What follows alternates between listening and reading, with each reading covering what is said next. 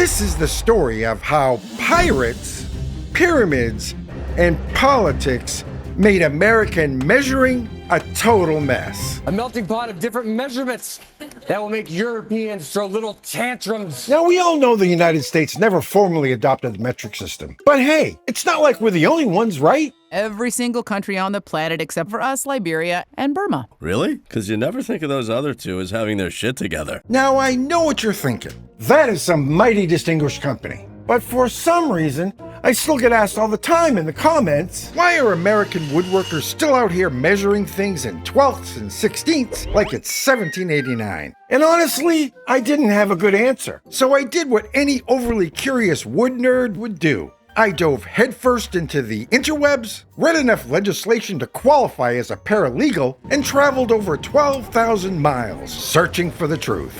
That's 19,312 kilometers, by the way. You're welcome, comment section. Together, these strange threads wove a tapestry of imperial chaos, sentencing Americans to a life of feet, pounds, and gallons. Except for track meets, and swimming, and soda for some reason. And then I did what any reasonable person would do.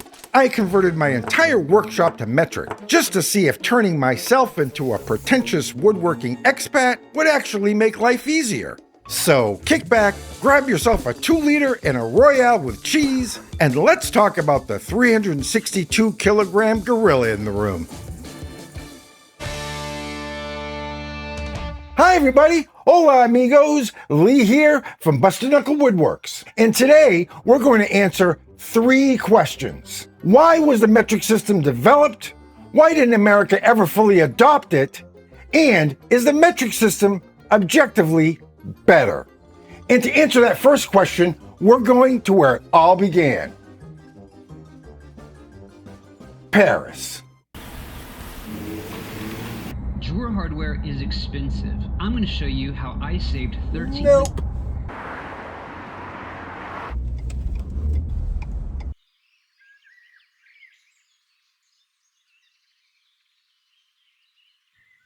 Damn it. Wrong Paris.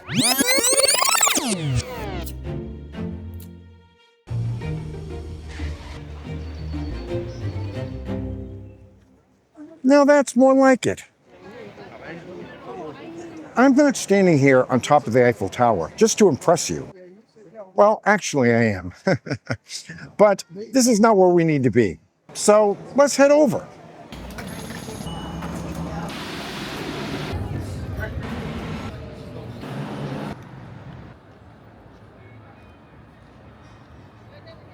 This is Le Musée des Arts et Métiers here in Paris. This is one of the oldest technical and industrial museums in the world. This place houses artifacts dating back to medieval times, chronicling the advancement of science and industry over centuries. Let's take a look inside.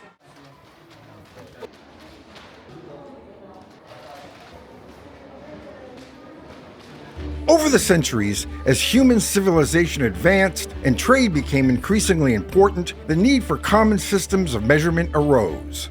At first, there wasn't much need for agreement beyond the local trading area. As long as you and your neighbors figured out a convenient unit and how much that unit represented, everything was good. Here in France, the extreme fragmentation of medieval territories led to the coexistence of a wide variety of units by the late 18th century. Even the same unit could often vary depending on where you happen to live.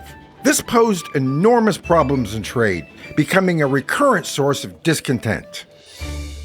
Fast forward to 1792. The French Revolution is in full swing, and the new government is eager to clean house. So, in between tearing up the cobblestones, throwing up barricades in the streets, and separating the rich and famous from their heads, they somehow managed to find the time to hire a team of astronomers to measure the distance from the equator to the North Pole. 1/10,000,000th of that distance became the meter. 1 cubic decimeter became a liter, and the weight of 1 liter of water became a kilogram. And with that, units of length, volume, and weight were inextricably linked by what we know today as the metric system. Voila! But really, what is the practical effect of all of this for woodworkers outside of the United States? For that, we'll need to visit my favorite bricolage here in Paris, the Leroy Merlin.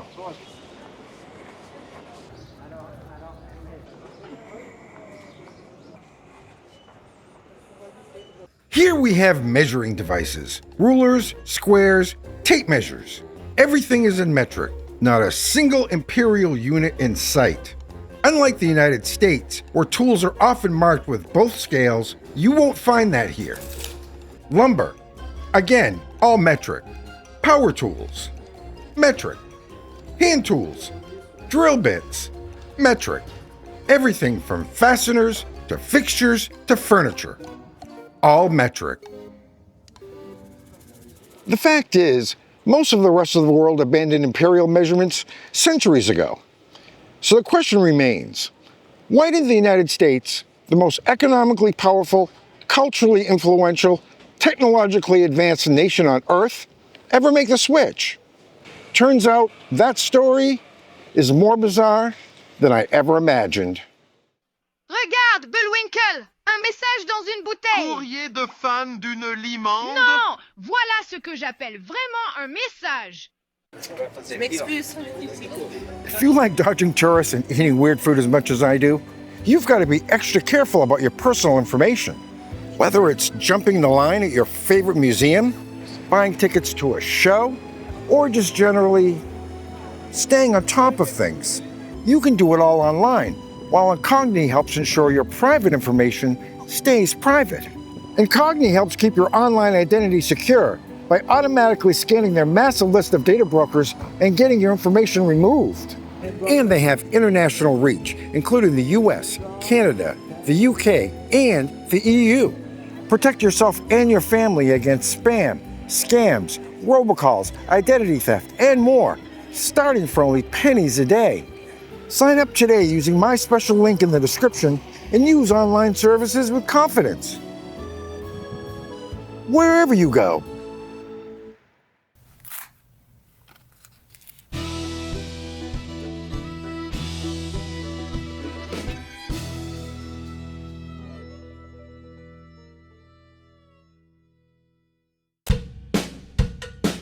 Imagine a world where your ruler doesn't have 12 inches, where your milk isn't in gallons, but liters, where your height is in meters, and no one says, I weigh $1.75. We almost lived in that world. In fact, the US was this close to going metric. That's really close. That's like a millimeter. Until pirates happened. Yeah, you heard that right. Actual freaking pirates.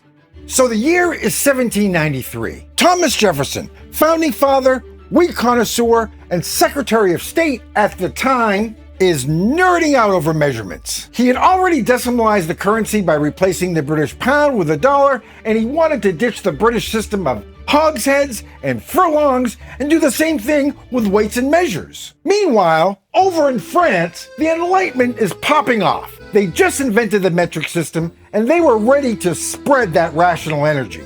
And Jefferson said, hey, that metric thing sounds pretty cool. We'd love to check that out. So France sent a man named Joseph Dombey on a secret metric mission. His cargo, a shiny official kilogram, the very first one ever sent to the New World. But then a storm blew the ship hundreds of miles off course. And Dombey and his crew found themselves in the Caribbean Sea, which, if you were an 18th century sailor, was the last place you'd ever want to be. Caribbean pirates attacked the ship. They weren't just hunting treasure. They wanted to steal everything, including Dombey and his fancy French kilo. He never made it to America. He died in captivity, and the kilo lost at sea. And just like that, America's best shot at early metrification was pirate blocked, just because one French scientist couldn't dodge Jack Sparrow in 1793.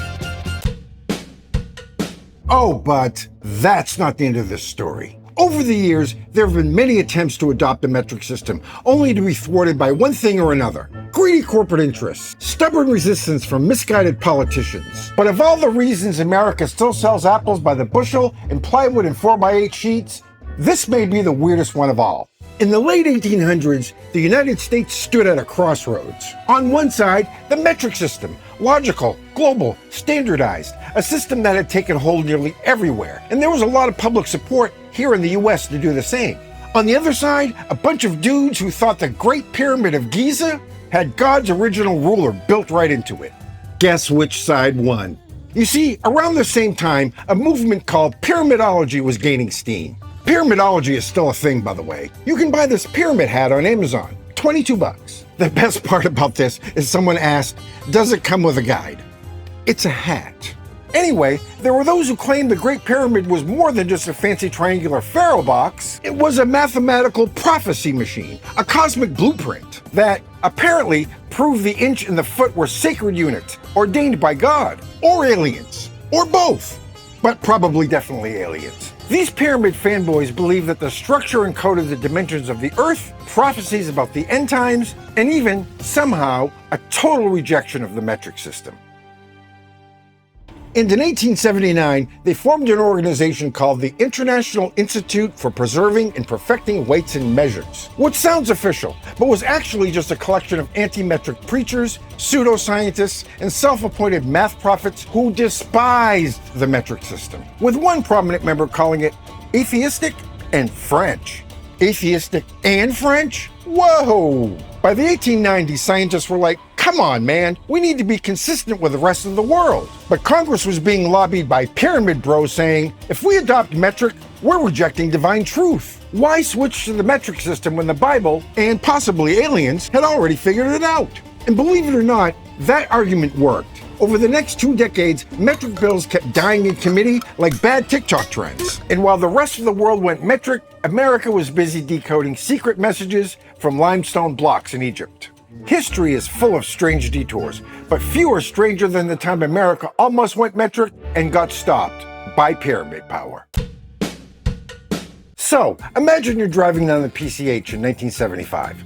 The radio is blasting disco, your tank is full of gallons, and the road signs still say miles. Then, over the radio, a breaking news story. Hey boys and girls, time to throw out those rulers. The Metric Conversion Act has been signed into law, and America is finally going metric. That was the Metric Conversion Act of 1975, this country's latest and greatest effort to finally join the rest of planet Earth and use kilometers instead of football fields. The Metric Conversion Act basically said, we're going to start using the metric system. Eventually. Maybe. If people feel like it. And that was it. No deadlines, no penalties, no teeth, just vibes. To lead this soft transition, the government created a task force called the U.S. Metric Board. But it had no real power. It couldn't make you stop buying lumber by the board foot or weed by the ounce. I think we're barked, man. Its job was to convince Americans to voluntarily switch by using education and saying pretty please a lot. So basically, a glorified PTA meeting with rulers. Problem was, this was the worst possible time to ask Americans to embrace anything foreign sounding. The 70s were a hot mess. Gas crisis, stagflation, everyone thought polyester was a good idea. And then 1979 hits like a metric ton of bricks. Iranian revolutionaries storm the US Embassy in Tehran and take 52 Americans hostage. Nationalism is at an all-time high, and America's patience for anything foreign evaporates. And that's when metric panic goes full send. Conservatives began roasting the metric board like it was a socialist barbecue. By 1982, Ronald Reagan steps in, flexes his deregulation muscles, and goes, "You're fired." And just like that, the whole effort was stopped, centimeters from success. So if you've ever wondered why we still live with this messy bilingual system where we still measure progress in freedom units, now you know. But as it turns out, Americans aren't the only ones in a love-hate situationship with the metric system. And for more about that, I know just the person to talk to.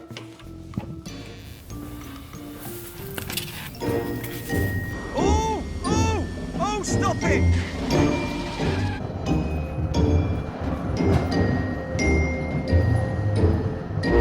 I'm here in jolly old England to visit my friend Mark Francis. He has a YouTube channel called Start Making, and he's great. But what I'm very curious about is how I've often heard him switch between the imperial and metric system in his videos.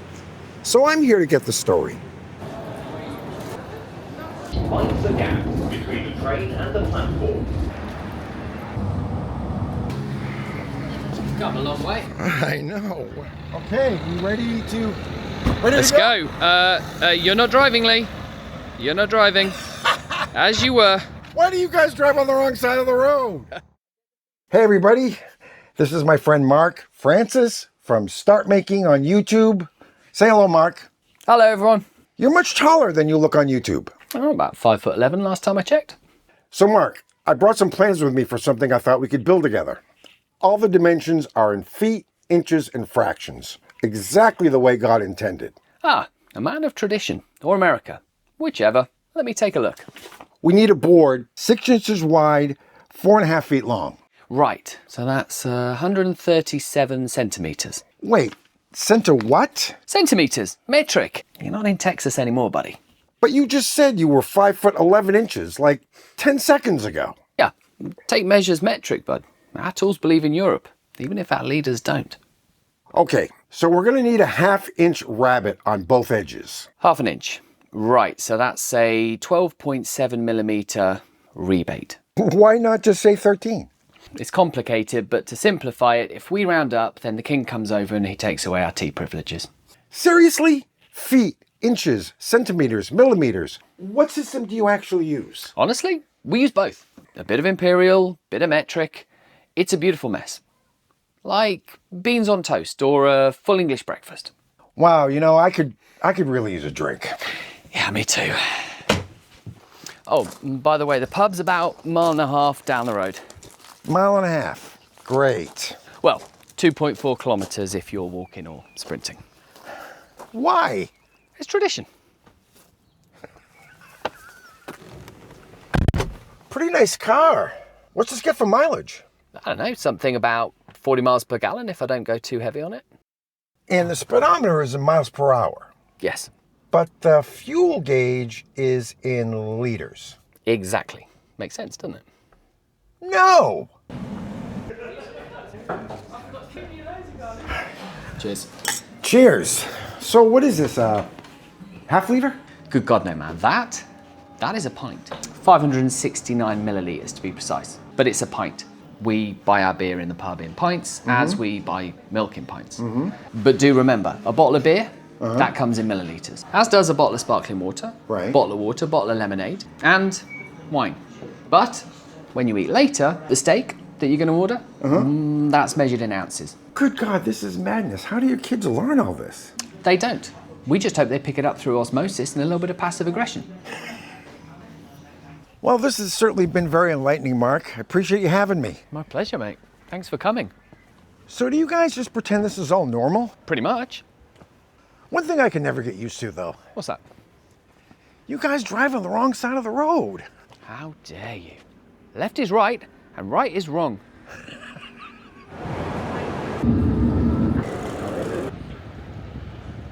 So it appears the British use both the metric and imperial systems side by side in a uniquely blended and sometimes confusing way. In everyday use, imperial dominates. They'll give their height in feet and inches. Distances are expressed in miles and yards and speed in miles per hour. And if you order a 1/2 liter of beer in a pub, you might just get thrown out. The metric system prevails when it comes to technology, industry, and of course, woodworking. Although when buying screws or hardware, you might encounter sizes in inches. And then there's this rather bizarre mashup of systems. Your car's fuel efficiency is expressed in miles per gallon, while that fuel is actually sold in liters. The weather might be 20 degrees Celsius with expected winds of 10 miles per hour and 10 millimeters of rainfall. And yet, the British seem to navigate this delightful absurdity with ease. What's fascinating is how the Brits seem to be able to convert measurements on the fly.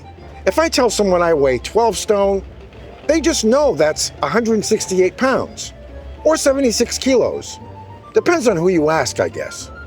Basically, the UK uses the metric system for science, medicine, and anything official, but clings to the imperial system for daily life, tradition, and vibes. It's not wrong. It's just very British. And somehow, it works. So, should American woodworkers be ditching 16ths for millimeters? I think it's time we settle this age-old debate. Is the metric system actually better, or are we just fine sticking with imperial units? Look, I get it. If you're an American, you grew up with inches and feet. Your grandfather's workbench was marked in imperial, your lumber comes in imperial, and frankly, switching feels like learning a new language. But here's the thing. Most of the world's woodworkers are using metric, and I figured they might be onto something. What I'm about to show you just might change the way you think about woodshop measurements. The Summer Olympics were held in Paris in 2024, and while I was there, I picked up this official commemorative poster and decided I would make a frame for it. But first, I had to convert my entire workshop to metric. To help me do that, Jessam Tool Company sent a bunch of their metric tools. Now you know I love me some Jessam. I reviewed a bunch of their stuff on this channel, and in my opinion, nobody beats Jessam for quality. I didn't want to be tempted to cheat, so I covered up the scale on my table saw, set the displays on all my gauges to millimeters, even swapped my mini split over to Celsius. Full commitment. First, let's talk about precision. With imperial, we're constantly dealing with fractions. 1/4 inch, 3/16, 7/32, it gets messy fast. But in metric, everything's decimal. Instead of 3 and 15/16 inches, you just say 100 millimeters. Here's where it gets interesting. If you need to divide a 23 and 3/4 inch board into 3 equal pieces, you're going to be doing some ugly math. But divide 603 millimeters by 3, that's 201 millimeters each. Clean, simple, no calculator needed. And then there's the issue of cumulative error. When you're adding up a bunch of fractional measurements, those 16ths and 32nds can compound into real problems. We're constantly dividing 8ths, then dividing 16ths, then realizing we still messed up by a hair. So we either buy new wood or pretend it's rustic. The math advantage goes way beyond simple division. Let's say you're scaling up a project by 25%. In metric, a 200 millimeter piece becomes 250 millimeters. Boom, done. In imperial, that 7 and 7/8 inch piece becomes, well, get your calculator out because it's 9.84375 inches, or roughly 9 and 27/32 if you want to stay in fractions. Volume calculations for finishing, a cubic decimeter is 1 liter. Try explaining how many ounces are in a cubic inch without Googling it. The metric system is designed to work together. Distances, areas, volumes, and weights all relate to each other logically. So, is metric better? For accuracy and sanity, definitely. Do I think as a nation we should have switched 200 years ago? 100%. I don't think there's much of an argument about that. But that doesn't really answer the question of whether, as an American woodworker, you should switch. Because here's the catch. If you're in America, your lumber store still sells 2x4s, not 50x100s. Your hardware is threaded in imperial, your existing jigs, measuring devices, tools, all marked in imperial. The reason all these measurements feel intuitive to us is because they evolved with our American building practices. And unfortunately, there's really no practical way of getting around that. So unless you're prepared to replace all your tools, mill your own stock, and order all your hardware from Amazon, you will always have to translate back and forth. And that brings a whole new set of problems all its own. So what's the verdict? Metric absolutely has advantages. Cleaner calculations, better precision, logical relationships between units. But if there's one thing I've discovered in the course of this video, it's that measuring isn't just about math, or fractions, or what kind of tape measure you use. As we learned earlier, a measuring system is essentially just an agreement among neighbors. And in a world of instant global communication, everyone on the planet is our neighbor. And I believe anything that fosters cooperation among societies is beneficial for humanity as a whole.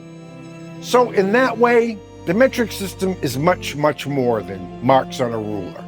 It's a social contract, a shared language, a common understanding that helps unite us as a civilization. Well, most of us anyway.